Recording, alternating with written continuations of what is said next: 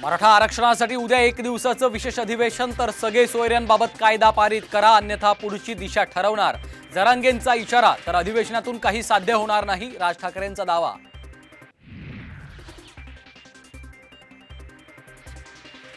उद्याच्या अधिवेशनात सगळे सोयरे अधिसूचनेचा मुद्दा येण्याची शक्यता कमी, सामाजिक न्याय विभागाकडे 4.5 लाख हरकती असल्याची माहिती।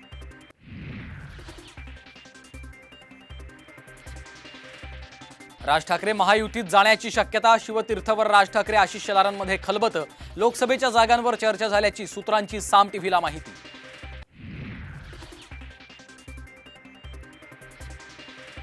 मी कुठेही जाणार नाही, माझ्याशी कुणी संपर्क केला नाही, भाजपमध्ये जाण्याच्या चर्चा जयंत पाटलांनी फेटाळल्या, अशा बातम्यांमुळे प्रसिद्धी मिळत असल्याचंही केलं विधान।